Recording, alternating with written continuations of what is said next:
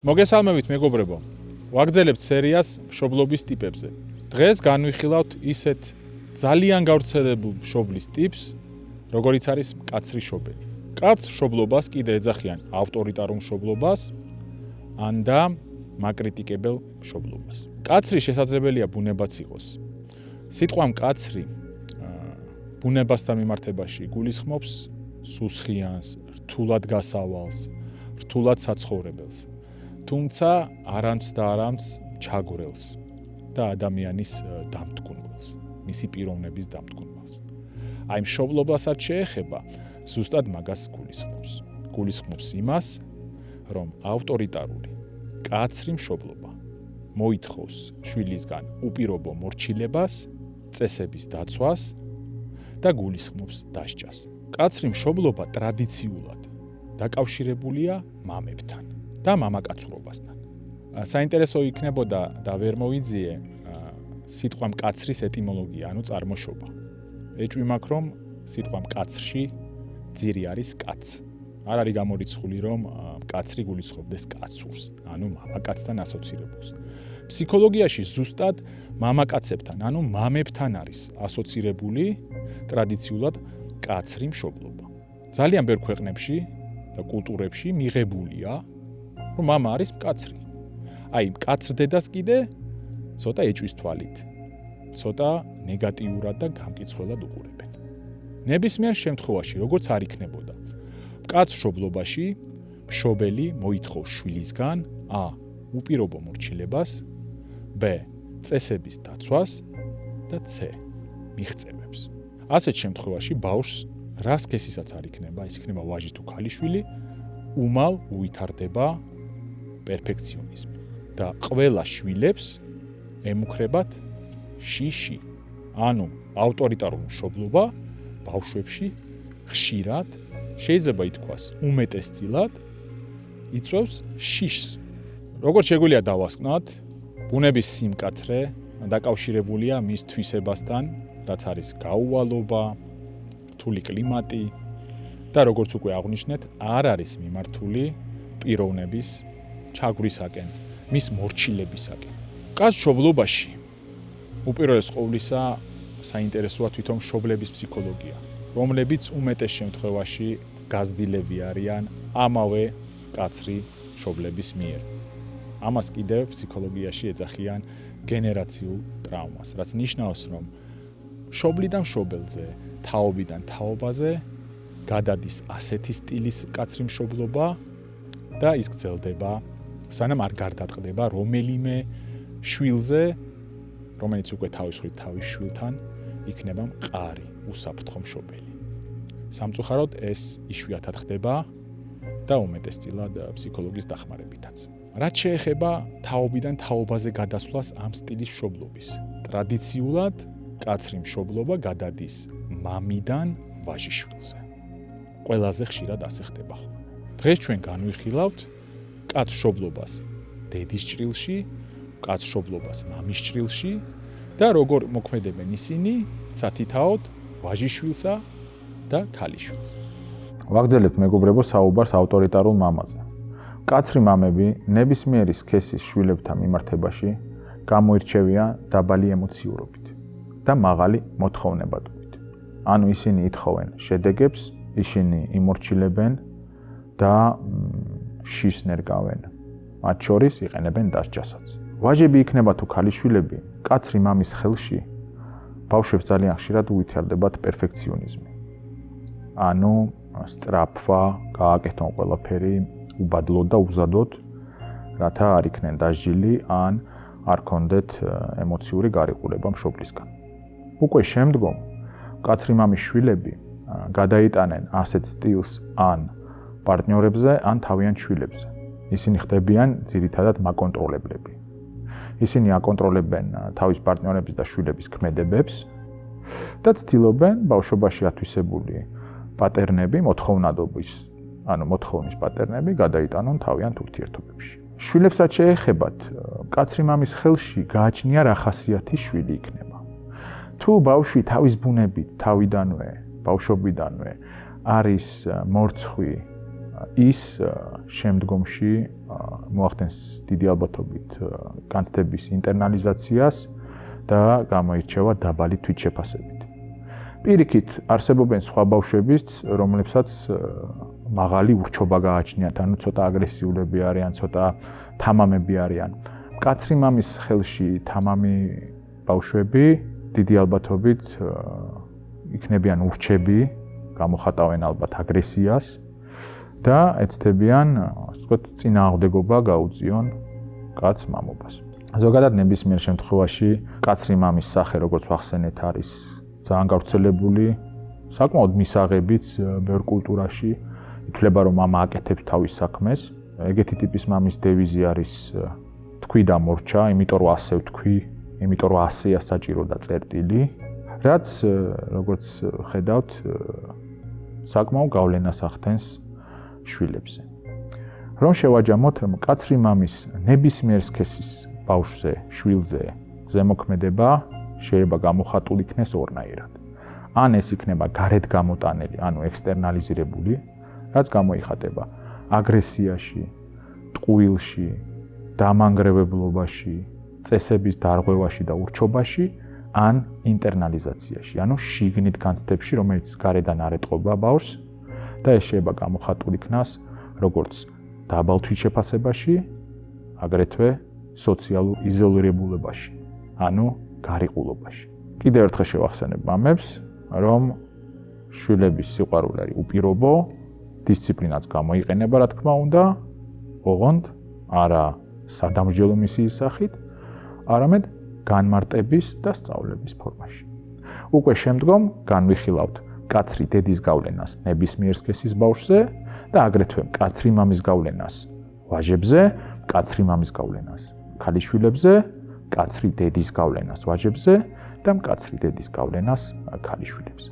აგრეთვე მიმაჩნია საინტერესოდ განვიხილოთ მკაცრი დედის მაგალითი. მკაცრი დედა, მაკონტროლებელი დედა, გამოირჩევა მაღალი მოთხოვნებით შვილების მიმართ და გარკვეულწილად სხვადასხვა ტიპის ურთიერთობები გააჩნია ვაჟებთან და ქალიშვილებთან. მაგალითად, ვაჟებთან საკმაოდ ხშირად მკაცრი მაკონტროლებელი დედა უფრო მეტად ლმობიერია ვიდრე ქალიშვილებთან. ასეთ შემთხვევებში გადაბარებულია დისციპლინური აღზრდა მამაზე, ბიჭის. გოგოებსაც შეეხებათ საკმაოდ ხშირად მკაცრი დედები საყოფა ცხოვრება, ანუ ყოფით საკითხებში აკრიტიკებენ და მაღალი მოთხოვნადობით გამოირჩევიან გოგონების მიმართ. ასეთ შემთხვევაში გოგონებს გარედან თითად განცდები არ ეტყობათ, შეიძლება არ ეტყობოდეთ, არიან მოწესრიგებულები, მათ შორის შეიძლება საუბარი იყოს საყოფა ცხოვრება საკითხების გარეთ აკადემიურ მოსწრებასთან დაკავშირებულ მოთხოვნებზე და იქაც ძალიან კარგად სწავლობენ, მაღალი ქულები გააჩნიათ, თუმცა შიგნიდან მათი ემოციური დათგურმულობა, მათი თვითშეფასების დავარდნა მოქმედებს მათზე და დროთა განმავლობაში გადაიზრდება, შეიძლება გადაიზარდოს დეპრესიაში, სხვადასხვა სახის შფოთვით აშლილობებში, მათ შორის ობსესიურ კომპულსიურ აშლილობაში, მათ შორის კვებითი აშლილობის წინაპირობებშიც კი საკმაოდ ხშირად გამოიხატება და გამოიკვეთება ერთ-ერთი ფაქტორი, როგორც მკაცრი მაკონტროლებელი დედა. რა თქმა უნდა, ამასთან პერფექციონიზმიც, დაბალი თვითშეფასებაც, მოკლედ რომ ვთქვათ, საკმაოდ დამანგრევლად მოქმედებს შვილებზე მკაცრი დედის გავლენა. რაც შეეხება ვაჟებზე გავლენას, მკაცრი მაკონტროლებელი დედის ცნობილია და კიდევ ერთხელ გავიმეოროთ, რომ ბიჭები უფრო ექსტერნალიზაციას, ანუ განცდების გარეთ გამოტანას ახდენენ. ამას აძლიერებს როგორც ნავთი ცეცხლში დედის ისეთი მიდგომა, როგორიც არის იყავი მამაკაცური, ნუ ხარ რბილი, იყავი კაცი და ასე შემდეგ და საკმაოდ ხშირად ვაჟებს ესეც ზეგავლენაში ვითარდებათ აგრესიული, ანტისოციალური მიდრეკელებები, მათ შორის სამომავლო პრობლემები, იგივე ნივთიერებათა მოხმარებასთან დაკავშირებით, მაღალი მშფოთვარება და ასე შემდეგ. ისევ და ისევ მკაცრი დედა, მაკონტროლებელი დედა ზოგ კულტურებში ასოცირდება, ასე ვთქვათ, მისაღებ მოდელად. ისეთ მოდელად, სადაც დედა განსაკუთრებულად ქალიშვილთან მიმართებაში არის მისი პატიოსნების და მისი, ასე ვთქვათ, სწორი აღზრდის გარანტი. თუმცა, როგორც ხედავთ, რა დამანგრეველი შედეგები შეიძლება მოიტანოს როგორც გრძელვადაში, როგორც ქალიშვილზე, ასევე ვაჟიშვილზე. აქედან გამომდინარე, კრიტიკა, პიროვნების კრიტიკა მით უმეტეს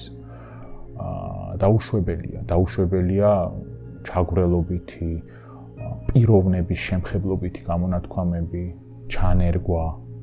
აბა როგორ მოვიქცეთ ჯანსაღმშობლობაში? რა თქმა უნდა, საუბარი არის ქცევის, საქციელის, არა გაკრიტიკების, არამედ სწავლების ფორმაში და კომენტარების პრაქტიკაზე.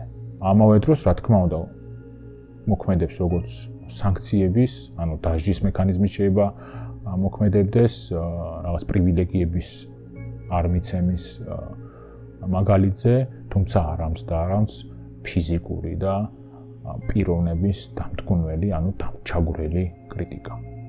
აქედან გამომდინარე, კრიტიკა ნებისმიერი ფორმით პიროვნებას, რომელიც ეხება, არ არის რეკომენდირებული და არ მოქმედებს ჯანსაღად, იქნება ეს მამა, რომელიც აკრიტიკებს ან აკონტროლებს შვილს, თუ დედა.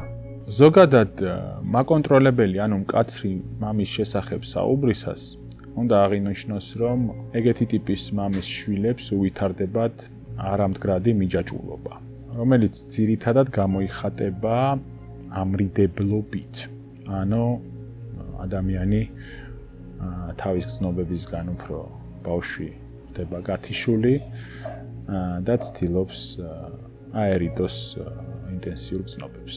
ვაჟებში, ვისაც ყავს კაცრი მამა, ასეთი მამა ძალიან ხშირად ასოცირდება მასკულინურ, ანუ მამაკაცურ ძალაუფლებასა და კონტროლთან, რაც შეიძლება გამოწვეული იყოს იმით, რომ მამის ხატი, ანუ მამის სახე თავისი კრიტიკულობით, თავისი მუქარით და შიშის მოგვრით მის თვალში გარკვეულწილად კაცურობის და ავტორიტეტულობის სახე ხდება. მოგვიანებით ვაჟმა შეიძლება განავითაროს ჰიპერმასკულინურობა, ანუ ზედმეტად კრიტიკული, კაცური, აგრესიული მიდგომები სხვადასხვა ურთიერთობებში. ამავე დროს კრიტიკული მამის ვაჟმა შეიძლება თავისი გრძნობები ჩაახშოს, მოახდინოს მამის კრიტიკული ხმის ინტერნალიზაცია, ანუ შიგნიდან ესმოდეს და გაითავისოს, რომ ის არ არის საკმარისად კარგი, რომ წესები უნდა დაიცვას, ეს ნელ-ნელა დაუგროვდება და შემდგომ ძალაუფლების აღდგენის მიზნით შეიძლება გადაქონდეს მაგალითად სკოლაში უფრო მცირე კლასელების ან ბავშვების მიმართ ბულინგში ან ჩაგვრაში, რომ აღადგინოს გარკვეულწილად და იგზნოს თავის-თავი კონტროლში. რაც შეეხება მკაცრი მამის გოგონებს და მათთან ურთიერთობას, აქ ცოტა სხვა სურათია. ცნობილი ფაქტია ფსიქოლოგიაში, რომ მამის მოწონება, ანუ მამის ვალიდაცია ძალიან დიდ როლს თამაშობს ქალიშვილის თვითშეფასების ჩამოყალიბებაში. ასეთ შემთხვევაში მამა თუ არის კრიტიკული და მათ შორის ემოციურად ცივი, გოგონები ცდილობენ ყველა გზით დაიმსახურონ მამის ქათინაური, მამის მოწონება და ავითარებენ, საკმაოდ ხშირად ავითარებენ მაამებლობას, ეგრეთ წოდებულ people pleasings. უკვე შემდგომ მათ შეიძლება შეარჩიონ ზუსტად მამის მაგვარი, კრიტიკული, მაკონტროლებელი პარტნიორები, რახან მათთვის ეს ნაცნობი გარემოა, მიუხედავად იმისა, რომ დამტკუნველი და ასეთ ურთიერთობებში ისინი ეცდებიან აღადგინონ მამასთან ურთიერთობის დინამიკა და მოიპოვონ თავიანთი პარტნიორის მოწონება. ამავე დროს ქალიშვილებში, როდესაც მაკონტროლებელი მამა პირობით ხდის მოწონებას მათ შესრულებაზე და მათ მოსწრებაზე, გარკვეულ ქცევაზე, გოგონებს ძალიან ხშირად ისევ და ისევ ვითარდებათ პერფექციონიზმი, ანუ ყველაფრის ზედმიწევნით კარგად, ზუსტად, იდეალურად გაკეთების მიდგომა, რაც შემდგომ მათ უქმნის ძალიან დიდ პრობლემებს. წარმოიდგინეთ, როდესაც ადამიანი ქალბატონი წარმატებული აღწევს მწვერვალებს, თუმცა ამას აკეთებს არა შინაგან ძალაზე, შინაგან შესაძლებლობებზე და კრეატივზე და ინსპირაციაზე, ანუ შთაგონებაზე დაყრდნობით, არამედ ტკივილიდან მომდინარე, რაც მოდის ბავშვობიდან, რომ ის არ იყოს ცუდი და რამე არასწორად არ შეასრულოს. რაც არის კიდევაც მკაცრი მამობის ერთ-ერთი ნეგატიური გვერდითი მოვლენა. როდესაც ჩვენ საუბრობთ კაც-მშობლობაზე, აუცილებლად უნდა ვახსენოთ ის წარმოდგენები, რომლებიც მიუხედავად იმისა იქნება დედა თუ მამა, უყალიბდებათ შვილებს. ასეთი ტიპის წარმოდგენებს მიეკუთვნება მაგალითად მორჩილების წარმოდგენები, სადაც ბავშვს უყალიბდება აზრი, რომ მე უნდა დავემორჩილო ავტორიტეტებს, მე უნდა დავემორჩილო მაკონტროლებელ პირებს, რათა დავიმსახურო სიყვარული, ან ავერიდო დასჯას. გარდა მაგისა, შეიძლება ჩამოყალიბდეს დასჯადობის წარმოდგენა. დასჯადობის წარმოდგენა გულისხმობს, რომ ადამიანს ბავშვს გონებაში აქვს წარმოდგენა, რომ თუ შეცდომას დაუშვებ, ან თუ სხვები დაუშვებენ შეცდომას, მაშინ ამას მოყვება მკაცრი სასჯელი. გარდა მაგისა, რახან მშობელი, მკაცრი, მაკონტროლებული მშობელი ბავშვს აგზნობინებს, რომ ის საკმაისად კარგი არ არის და არა ის, რომ საკმაისად კარგად არ შვება რამეს, მას უყალიბდება წარმოდგენა, რომ მე არ ვარ საკმაისად კარგი პიროვნება და შესაბამისად არ ვიმსახურებ კარგს. აი ასეთი საკმაოდ მძიმე შედეგები ბავშვებში წარმოდგენების სახით შეიძლება ჩამოაყალიბოს მკაცმა მშობლობამ. აქედან გამომდინარე, ბავშვი, რომელიც განიცდის შფოთს, რომელიც განიცდის თვითშეფასების დადაბლებას, ნებისმიერ შემთხვევაში საჭიროებს პოზიტიურ, ანუ დადებითი წარმოდგენების ქონას სამყაროზე. არა არარეალისტურის, რომ ყველაფერი კარგად არის და ვარდისფერ ტონებში დახატული რეალობა, არამედ რეალურ შესაძლებლობებიდან გამომდინარე და იმედის პერსპექტივაზე მომართული, რომ თუ მე დღეს არ გამომდის, ეს არ ნიშნავს, რომ მე ცუდი პიროვნება ვარ. ეს ნიშნავს, რომ მე რაღაცა უნაჩვევა მაკლია, რომლის სწავლაც და ასე ვთქვათ, დამორჩილებაც ამ სკილის მე შემეძლება დროთა განმავლობაში თუ ამას დაუთმობ ძალისხმევასა და დროს. ამავე დროს არასთქმის ხელოვნება. ანუ ძალიან ხშირად ბავშვებს, რომელსაც გააჩნდათ მკაცრი მშობელი, განსაკუთრებით გოგონებს, მკაცრი დედის შემთხვევაში უფრო უვითარდებათ, პათოლოგიურად უვითარდებათ, საკმაოდ ხშირად შეუძლებლობა უარის თქმის. ანუ ამით მერე სარგებლობენ იგივე მაკონტროლებელი პარტნიორები, შეყვარებულები, მანიპულატორები და საზოგადოების სხვადასხვა, ასე ვთქვათ, წევრები, რომლებიც ატყობენ ამაში სისუსტეს და ეძებენ სარგებლობას. ესეც უნარჩვევაა, რომლის ათვისებაც და შესწავლაც შესაძლებელია. არასთქმის, ანუ საზღვრების დადგენის უნარჩვევის ათვისება, ანუ არასთქმის ხელოვნება. აქედან გამომდინარე, იმედი არსებობს და სამწუხაროდ შეიძლება ბავშვობაში ეს უნარები არ იქნა ჩამოყალიბებული და მკაცრი მაკრიტიკებელი მშობლობის შედეგად იქნა დათქმული, შანსი ყოველთვის არის, ეს შეიძლება უნარჩვევა განვითარდეს როგორც ფსიქოთერაპიის ან ფსიქოლოგთან მუშაობის შედეგად, ასევე საკუთარ თავზე მუშაობის შედეგად. ავტორიტარულ მშობლობას თან ახლავს კრიტიკა და დისციპლინის ზომები. თუ მშობლების გაგებით ბავშვი ცუდად იქცევა, ეს არ ნიშნავს, ან წესებს არ ყვევს, ეს არ ნიშნავს, რომ ბავშვი არის ცუდი.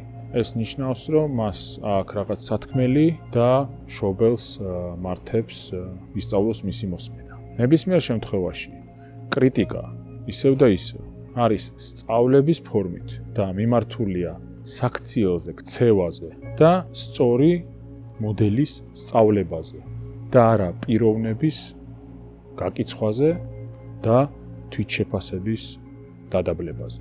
რაც შეეხება ავტორიტარულ მშობლობას, ვაჟებთან მიმართებაში, ქალიშვილებთან მიმართებაში, დედის, კაცრი მამის ურთიერთობები, ის რაც დღეს ვისაუბრეთ, ამის, ასე ვთქვათ, მოდელი გაშლილი მაქვს აი ასეთ ბარათზე, რომელიც დაინტერესების შემთხვევაში შეგიძლია მომწეროთ და მიიღოთ ჩემგან.